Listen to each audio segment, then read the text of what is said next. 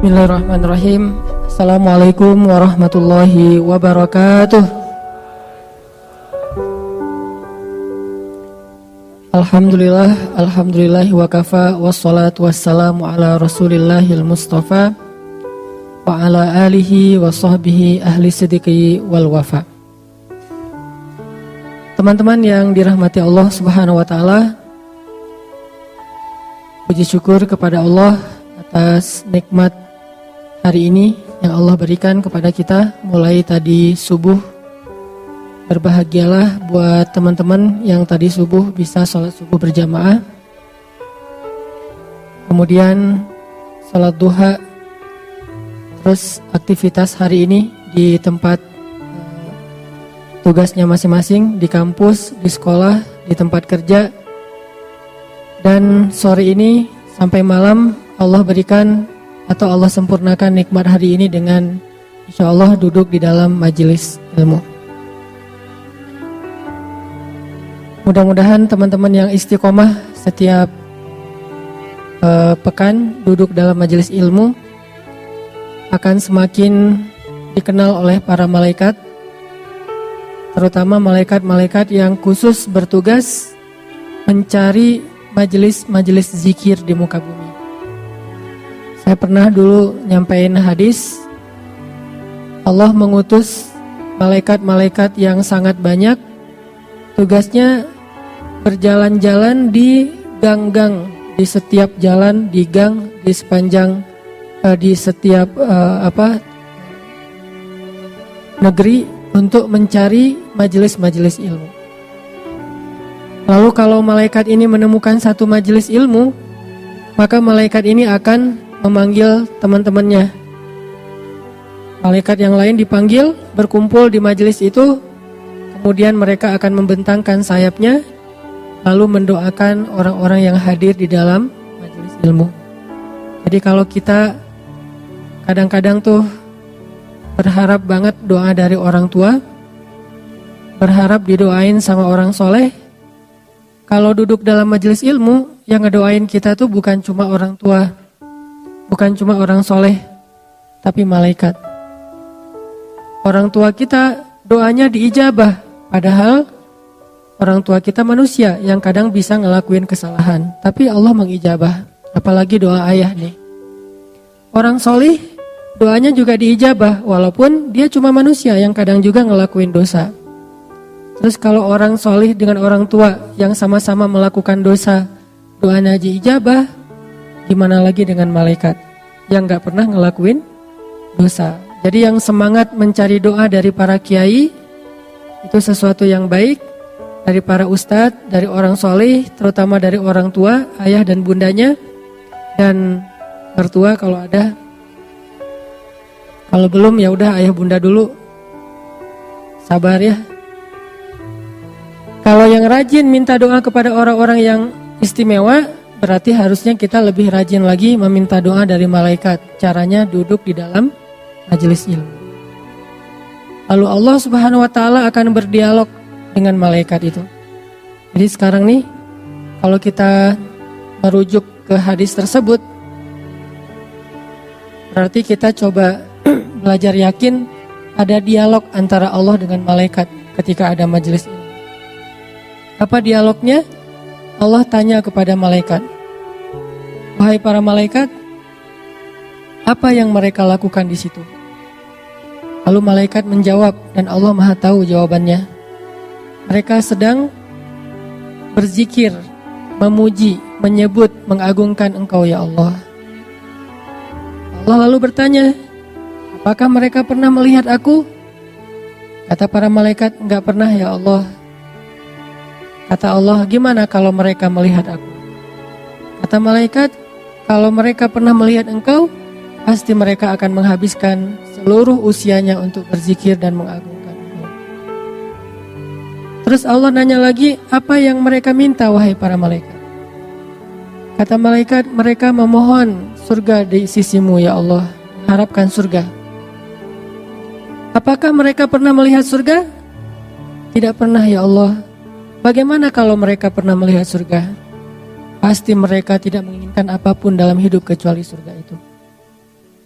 Allah nanya lagi, apa yang mereka berlindung darinya atau takutkan?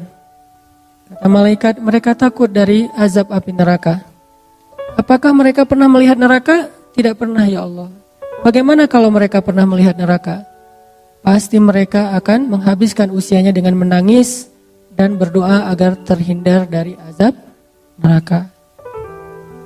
Wahai para malaikat, saksikanlah, sesungguhnya aku telah memperkenankan semua harapan dan keinginan mereka. Aku jaminkan untuk mereka surga dan dibebaskan dari api neraka. Ini janji Allah kepada para malaikat. Malaikat mengatakan, amin. Tiba-tiba ada malaikat yang qadarullah ya, kalau bahasa kita nggak sengaja melihat ada orang di situ tidur.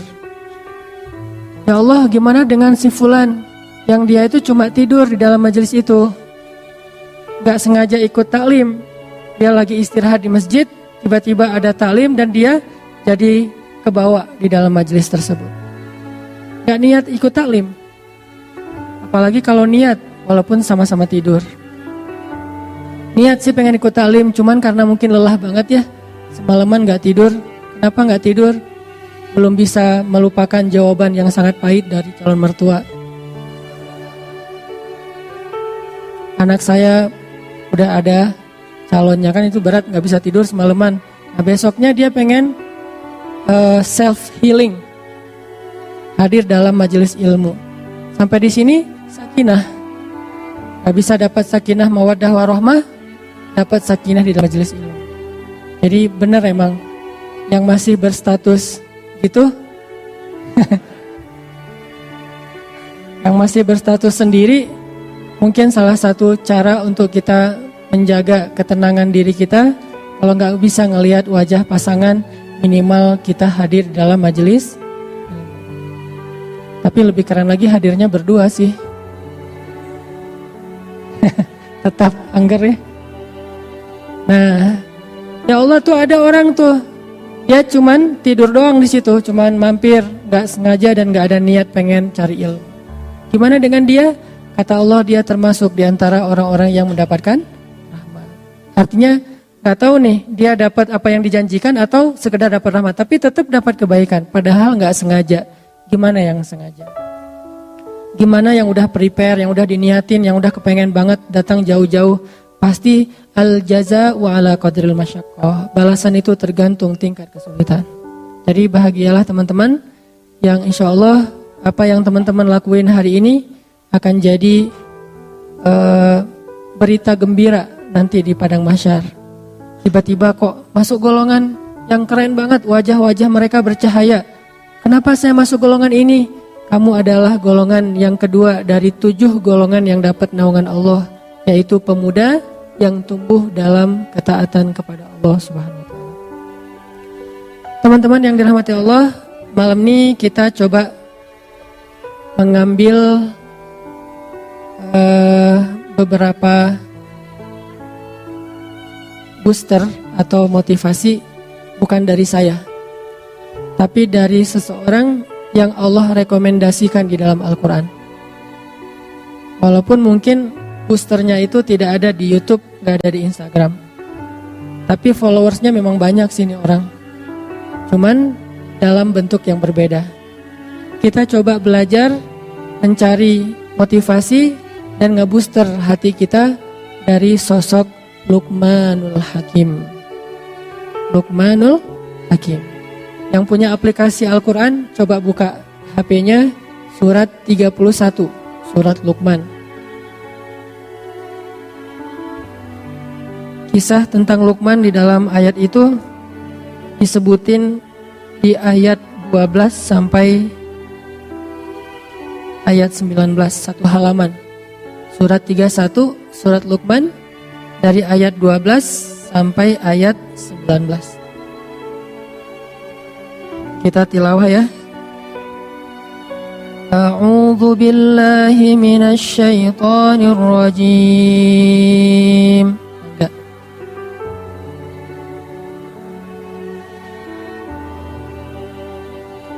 Bismillahirrahmanirrahim.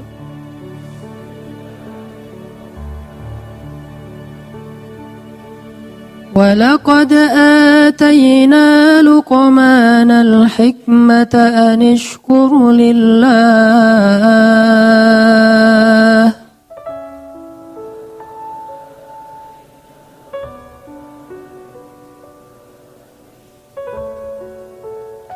وَمَنْ يَشْكُرْ فَإِنَّمَا يَشْكُرُ لِنَفْسِهِ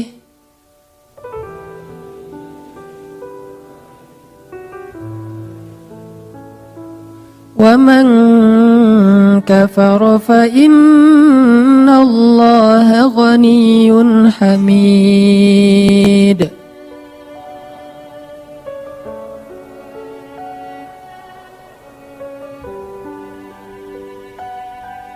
Dan sungguh telah kami berikan kepada Luqman al-hikmah supaya bersyukur kepada Allah.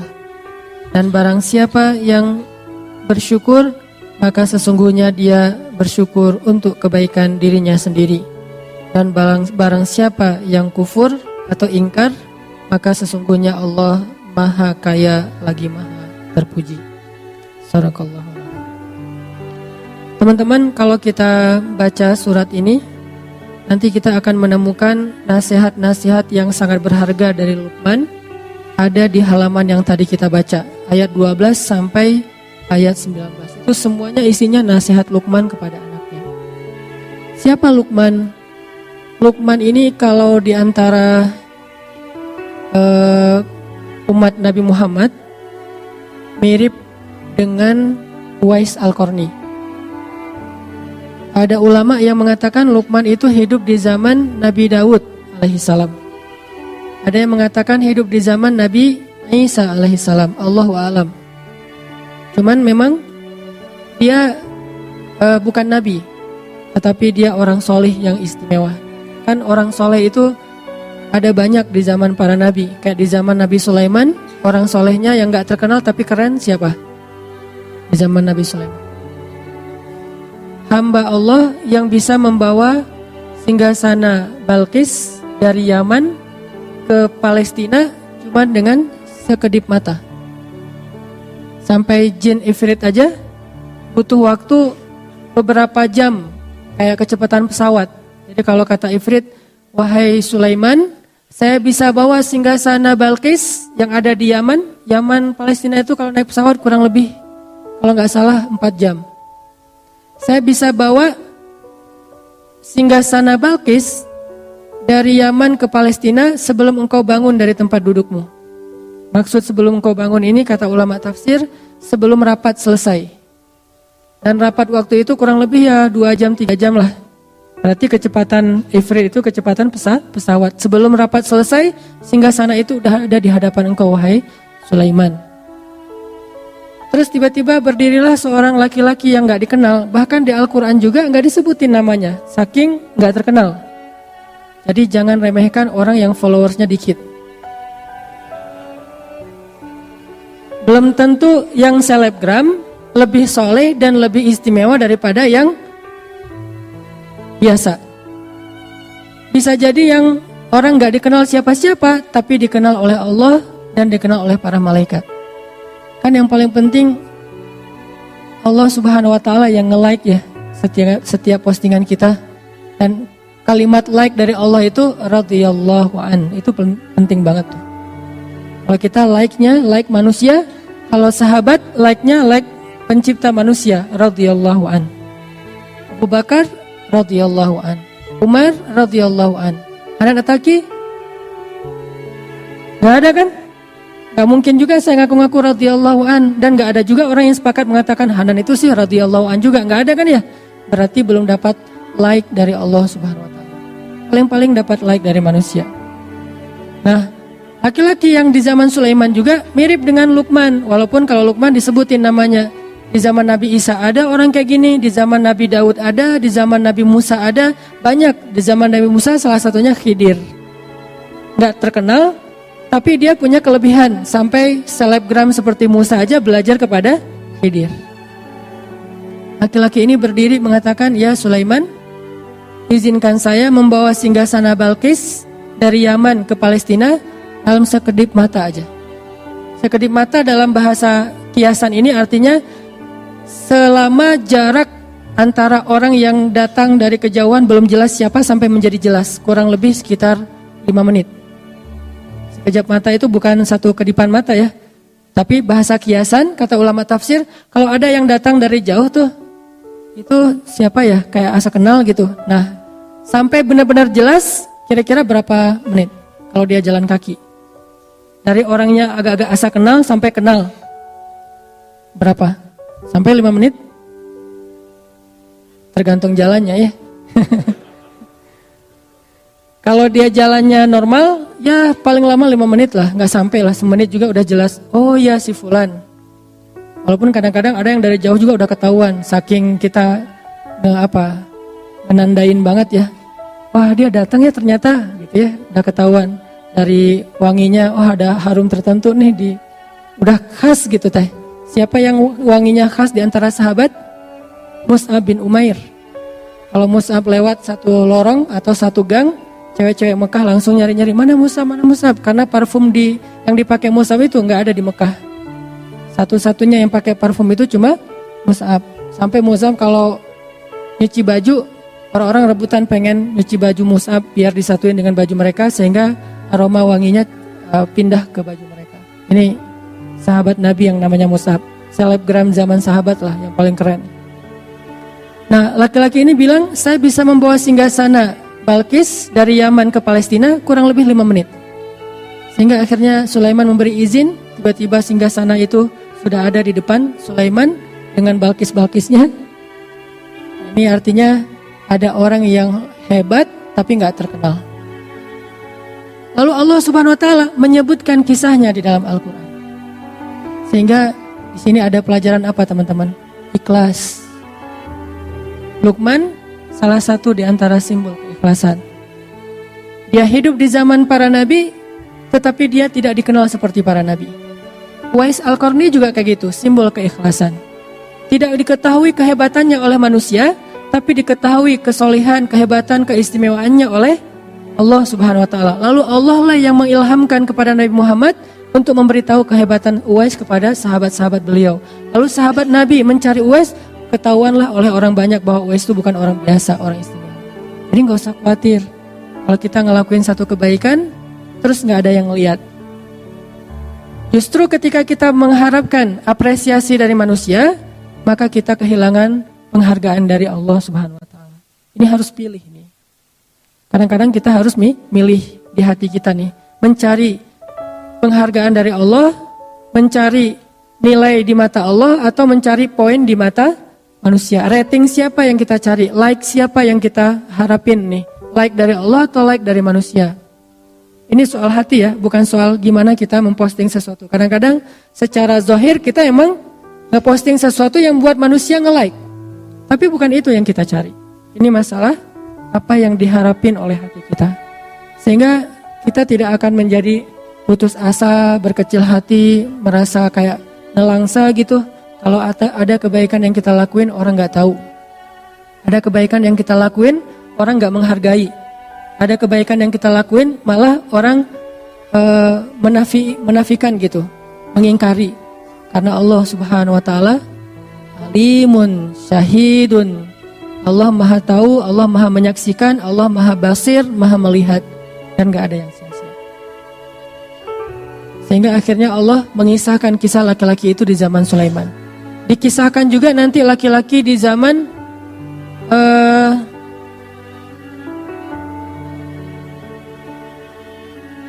Nabi Nuh alaihissalam. Dikisahkan juga laki-laki di zaman Nabi Ibrahim alaihissalam. Banyak banget nih orang-orang kayak gini.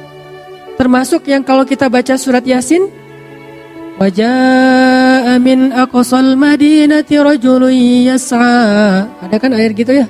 Datanglah seorang laki-laki dari tengah kota, berjalan terburu-buru, pengen menyelamatkan para nabi yang lagi mau dibunuh oleh Bani Israel. Siapa laki-laki itu? Gak ada namanya.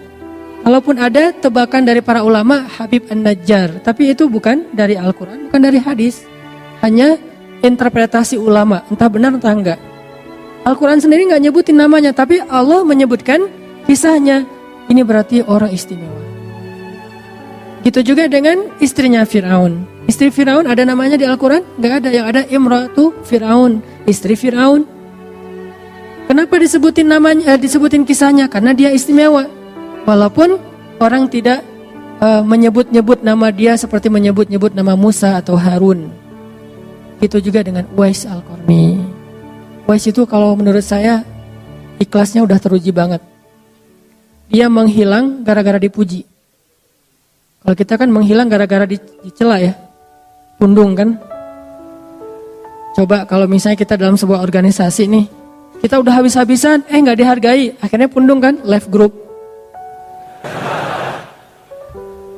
Saya pengen kita sekali-kali coba nih ya, left group gara-gara dipuji. Bisa gak tuh? Dia left group loh, ada masalah apa ya? Dijapri sama teman-teman kita. Loh kenapa left group ada masalah? Kita ada sikap yang gak berkenan? Gak, saya gak suka dipuji-puji. Left group. Gara-gara dipuji left group. Ini Masya Allah nih, karena kemarin kita karena ditraktirin atau apalah gitu-gitu, banyak disebutin kebaikan-kebaikan yang kita baru lakuin. Kita gak nyaman, akhirnya left group. Itulah yang dilakukan Uwais Al-Qarni loh teman-teman. Kan awalnya dia gak terkenal sama sekali nih. Nabi yang nge-mention tentang dia kepada Umar. Kata Nabi, ya Umar, kalau nanti kamu punya kesempatan, carilah laki-laki dari Yaman, namanya Uwais. Dia tinggal di sebuah desa namanya Qaran, sehingga disebut Uwais Al-Qarni. Kayak kita, Hanan Al-Antapani, tinggal di Antapani kan, jadi Uwais Al-Qarni, tinggal di Qaran. Dan dia punya ciri-ciri khasnya itu di perutnya ada bekas penyakit kulit yang gak sembuh. Karena dulu seluruh tubuhnya berpenyakit, dia berdoa, ya Allah sembuhkan penyakit kulit saya, tapi sisakan sedikit di bagian perut, biar saya selalu ingat nikmat-Mu ya Allah. Allah sembuhkan persis kayak diminta oleh Uwais. Kita kan kalau berdoa jarang persis banget ya diijabah ya, karena doa kita kurang bagus, mungkin Allah memberikan yang lebih baik. Kalau Uwais, gimana dia minta gitu Allah kasih, saking luar biasanya Uwais. Nah cari dia Uwais, kalau ketemu dia, nah ini ada sesuatu yang istimewa banget nih. Kata Rasul, mintalah doa dari Uwais, doa Uwais gak ditolak oleh Allah. Umar disuruh minta doa kepada Uwais. Padahal seluruh ulama sepakat Umar lebih utama daripada Uwais. Gak ada ulama yang bilang Uwais lebih utama daripada Umar. Semua sepakat Umar lebih utama daripada Uwais. Pertama generasinya sahabat, Uwais tabi'in. Sahabat lebih baik daripada tabi'in. Khairun nas, mana sih hadisnya? Sebaik-baik generasi, khairul qurun qarni, sebaik-baik zaman adalah generasi aku. Summal ladzina yalunahum, summal ladzina yalunahum. Kemudian setelahnya. Artinya sahabat lebih baik daripada tabi'in. Tapi yang lebih baik ini disuruh minta doa kepada orang yang di bawahnya, Uwais. Berarti ada yang istimewa pada Uwais yang enggak ada pada Umar. Tapi secara umum Umar lebih istimewa daripada Uwais. Kayak Musa dengan Khidir. Secara umum Musa lebih utama daripada Khidir. Tapi ada satu hal yang Khidir punya, Musa gak punya. Kan selalu gitu ya, gak ada manusia yang sempurna di segala bidang. Akhirnya Umar nyari Uwais, kita tahu ceritanya. Orang-orang meremehkan Uwais. Ngapain sih Amirul Mukminin, presiden kok nyari orang kayak Uwais gitu, penjaga ternak jamaah haji dari Yaman. Oh kalian gak tahu siapa Uwais. Kalau kalian tahu kalian gak akan ngomong kayak gitu. Pasti langsung sekarang juga kalian following, kata Umar. Akhirnya Umar nyari di daerah Arafah, di padang Arafah, ketemu laki-laki yang lagi jaga ternak-ternak jamaah haji Yaman. Ternyata itu Uwais. Ketemu minta doa dari Uwais, baru orang-orang tahu ternyata Uwais itu orang yang dimention sama Nabi. Gak ada satupun tabi'in yang dimention sama Nabi dengan namanya. Ada yang dimention sama Nabi tapi tidak dengan namanya. Kayak misalnya Muhammad Al-Fatih, itu kan dimention sama Nabi ya. Nanti akan muncul satu pasukan terbaik, sebaik-baik amir-amirnya dan seterusnya lah, hadis secara umum. Tapi nggak disebut namanya Muhammad, nama belakangnya Al-Fatih nggak disebut. Cuma disebut negerinya Konstantinia atau Konstantinopel. Uwais disebut namanya, disebut ciri-cirinya, disebut nama desanya, disebut keistimewaannya. Baru orang-orang mulai tahu, mulailah berbondong-bondong datang ke Uwais. Uwais, yang tadi berangkat Uwais bawa ternak, sekarang pulang Uwais diarak. Bayangin, tadi berangkat dari Yaman ke Mekah, Uwais yang bawa ternak-ternak mereka di belakang. Sekarang pas pulang ke Yaman, Uwais diarak ramai-ramai. Uwais kayak juara gitu, champion. Tentu nggak pakai you are the champion gitu ya pulang. Pulang Uwais tuh sebagai tokoh luar biasa. Sampai di Yaman orang-orang udah menanti kedatangan Uwais. Karena berita tentang Uwais itu udah sampai di Yaman. Udah banyak banget orang yang nunggu-nunggu kedatangan Uwais. Pas Uwais datang, di sepanjang jalan masuk gerbang Yaman itu orang menunggu-nunggu Uwais. Seolah-olah kayak Nabi baru hijrah. Tola al-badru alaina. Wah rame aja. Uwais jadi gak nyaman diperlakukan kayak gitu. Kalau kita kan senang. Uwais keren juga nih. Di apa gitu ya. Uwais gak nyaman diperlakukan gitu. Ini istimewanya Uwais. Akhirnya dia left. Baru masuk ke rumah orang-orang udah pada ngantri. Terus udah ada panitia. Entah siapa yang bikin, mungkin RT RW langsung bentuk panitia gitu kan. Daftar. Ngapain? Minta doa. Yang jomblo datang ke Uwais pulang nikah. Enak juga ya di zaman Uwais ya, tinggal minta, Uwais saya mau minta doa apa, saya mau nikah, ini orangnya. Jadi bukan ke dukun, bawa aja fotonya sekalian, ini orangnya. Kalau ke dukun kan bawa foto, bawa rambut ya, ke Uwais bawa foto aja, ini Instagramnya, oh ya, ntar saya following dulu ya. Bahaya. Nah udah gitu, orang berbondong-bondong pengen minta doa dari Uwais. Uwais menghilang.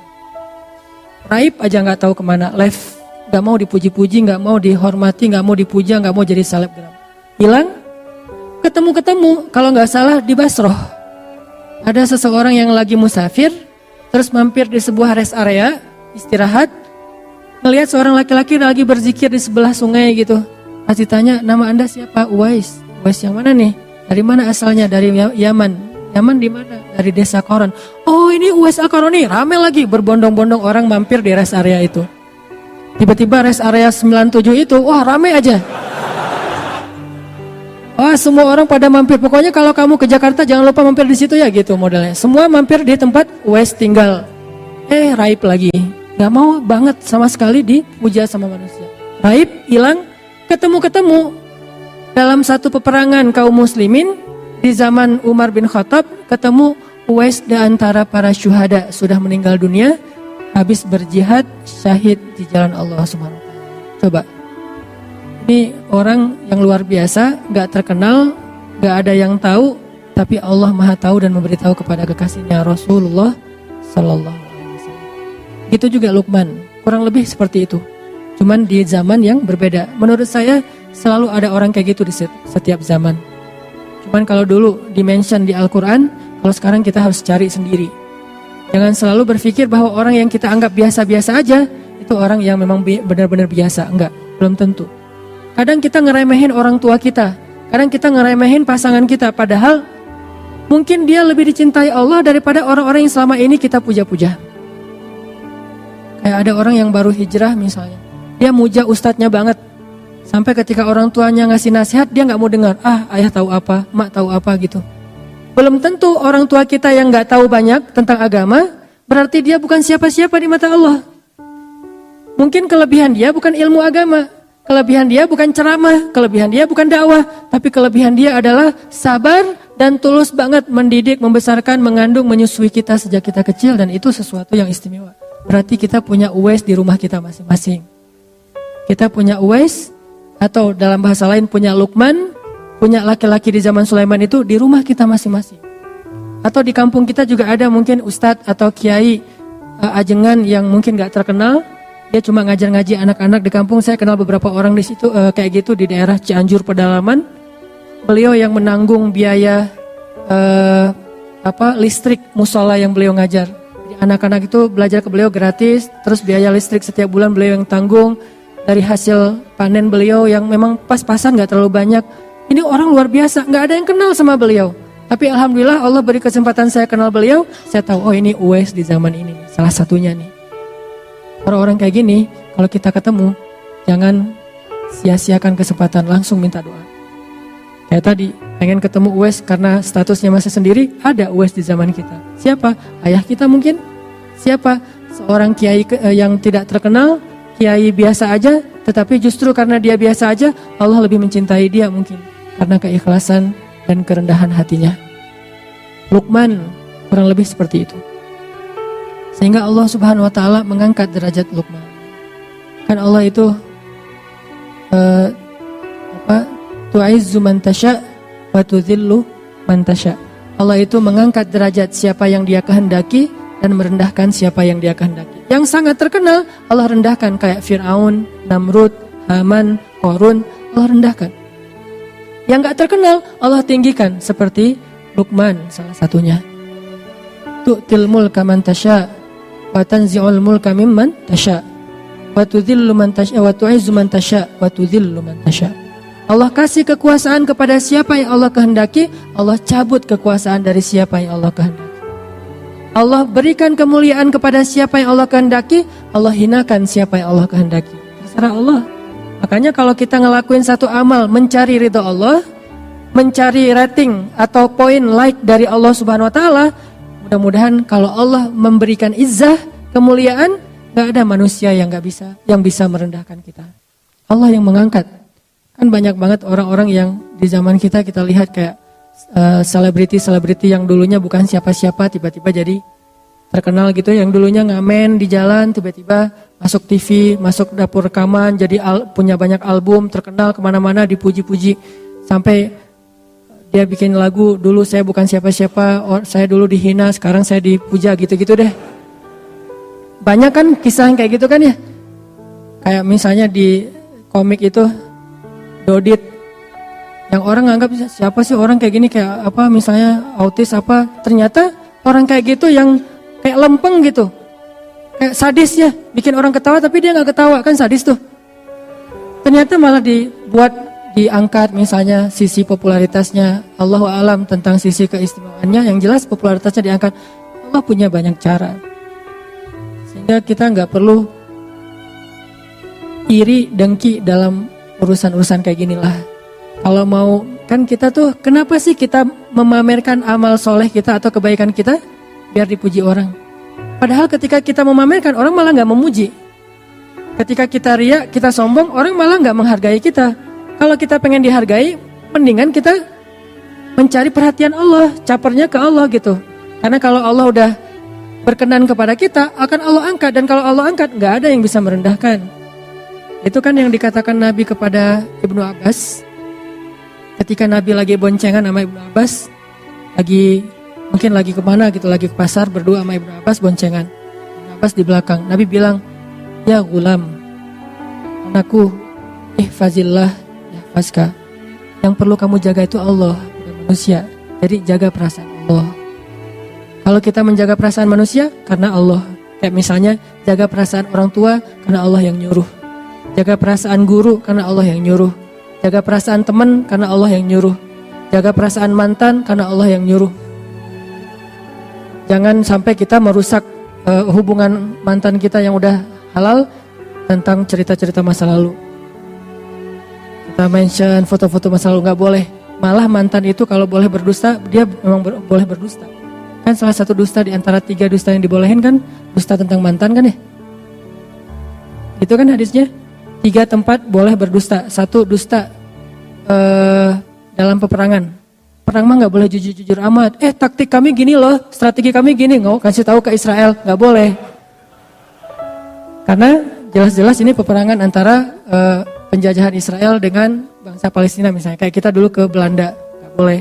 Kedua, dusta untuk mendamaikan 2 orang yang pengen bunuh-bunuhan. Wah, dia ngomongin saya jelek-jelek. Enggak, saya tahu dia banget, dia gak ngomongin tentang kamu jelek-jelek. Justru tentang yang baik-baik dia omongin. Masa sih? Iya benar, saya jadi saksinya. Padahal enggak. Boleh berdusta kayak gitu. Jangan jadi justru kita sebagai provokator. Ada 2 orang nih, rame di grup. Akhirnya kita japri, sebetulnya maksud dia gak kayak gitu. Walaupun kita tahu gitu banget sih maksudnya. Kita berdusta. Soalnya pas aku ketemu sama dia dia sebetulnya muji-muji kamu loh. Dia nyebutin kebaikan-kebaikan kamu. Padahal gak pernah kayak gitu. Ini dusta. Demi mendamaikan. Selama tidak berlebihan. Yang ketiga, dusta tentang masa lalu. Dengan niat bukan pengen balikan lagi. Niatnya pengen ngelupain dan taubat. Gak boleh cerita. Itu tahu gak mantan gue ada berapa? Ngomong ke pasangan. Wah bahaya itu. Langsung talak 3 ya. Ini tadi kenapa jadi bab ini ya? Tadi ngomongin siapa tadi teh? Luqman? Uwais? Ya gitu deh pokoknya. Jadi intinya adalah, oh iya benar, ngomongin cari perhatian. Ibnu Abbas ya. Yang perlu kita jaga perasaan Allah, bukan perasaan makhluk. Kecuali perasaan makhluk ini memang Allah yang nyuruh. Kita jaga tuh perasaannya. Ihfazillah yahfazka. Kalau kita jaga perasaan Allah, kita nggak pernah ngecewain Allah. Allah nggak bakalan ngecewain kita, nggak mungkin. Jadi kalau kita sering kecewa, ini karena kita sering ngecewain Allah juga. Aku tergantung prasangka hambaku kepadaku. Jadi jangan ngecewain Allah. Ya Allah, saya tidak akan mengecewakan engkau. Allah nggak akan mungkin ngecewain kita. Mustahil. Manusia aja ada yang kayak gitu, nggak mau ngecewain kita karena kita nggak pernah ngecewain dia. Dia jaga banget tuh nama baik kita atau amanah kita, kepercayaan kita, dia jaga banget. Apalagi Allah, jaga Allah, Allah jaga kamu.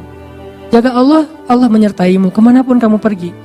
Kalau ada manusia pengen menjatuhkan kamu, kamu gak akan jatuh kecuali dengan izin Allah. Ada manusia yang pengen mengangkat kamu, kamu tidak akan menjadi terangkat, menjadi lebih mulia kecuali dengan seizin Allah.